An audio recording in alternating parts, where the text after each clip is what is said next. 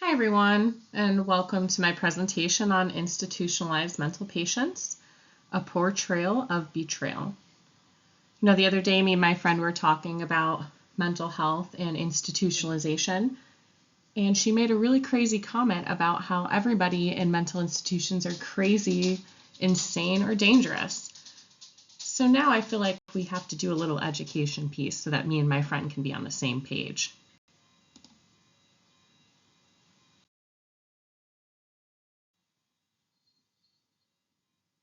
In all actuality, most people who have a mental illness aren't actually institutionalized, dangerous or not. So a comment like that is pretty vague and caught me off guard.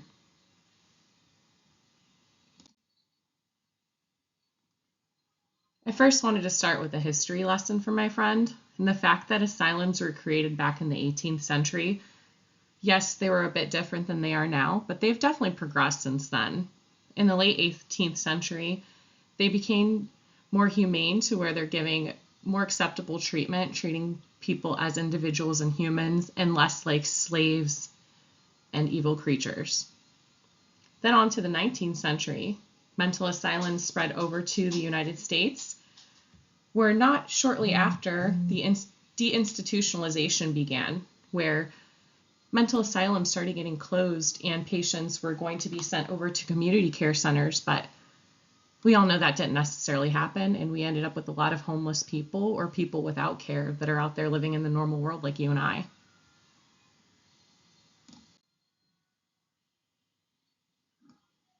When you think of mental illness and mental asylum patients, what comes to mind? Is it people like these? Maybe not necessarily. And that's kind of where the stigma plays into this.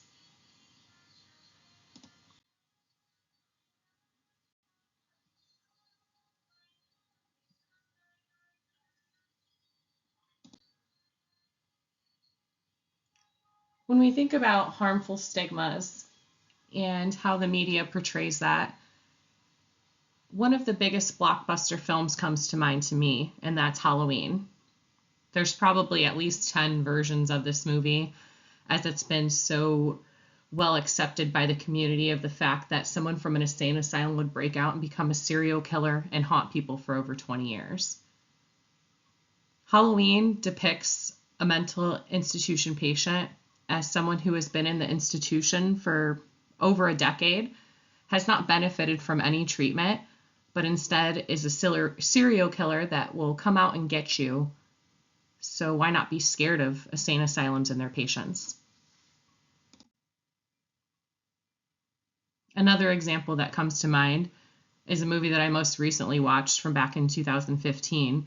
It's called The Visit by M. Night Shyamalan. This movie depicts sweet, innocent grandparents as both innocent grandparents and serial killers.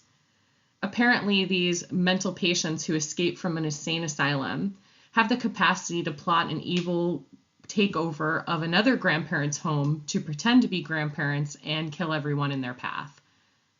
The thought that someone that has that bad of a mental illness can escape an insane asylum and then plot out this intricate plan and not be caught until the end is another reason why highlighting mental illness in Hollywood has not only enhanced the stigma, but made us all believe that these kind of patients are kind of crazy. Or are they?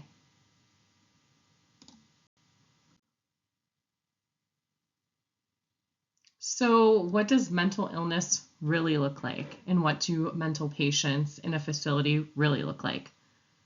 Well, they look like me and you. They look like everybody from walks of life to celebrity people like Robin Williams, who unfortunately took his life, to happy or visibly happy people like the mom and daughter in the painting in the bottom. Mental illness isn't always something that you can see on the surface, but it seems that Hollywood has made it to be something that we should fear and is pure evil and is really scary.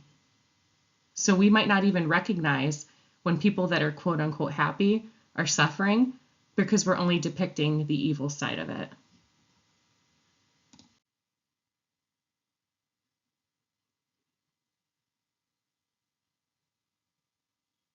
How can this stigma be harmful?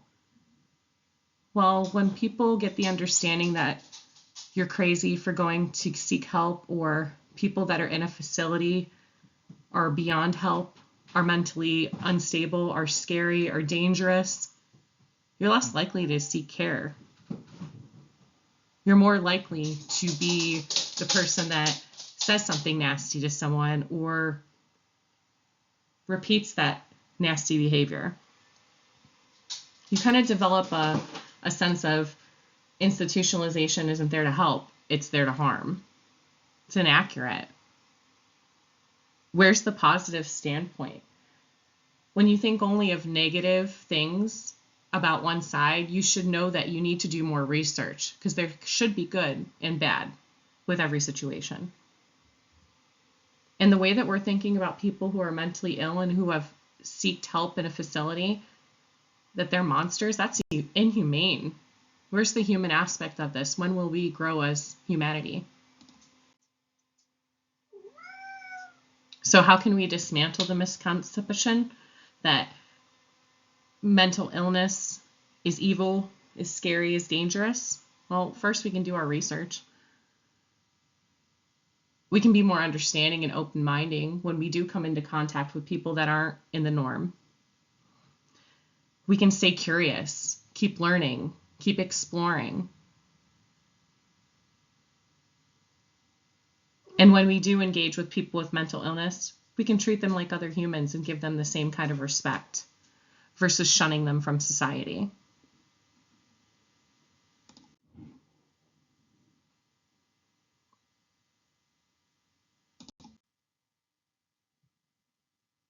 All in all, institutional care is here to help us. Some of us are there voluntarily, some of us are there involuntarily, such as court proceedings. But it shouldn't be looked at as an end of us as a human and us as humanities and us as people who can cooperate with one another. It should be looked at as a solution for a problem, an avenue for help. We have to stop looking at it as this evil thing, and we have to start looking at it as an opportunity. Thanks for listening.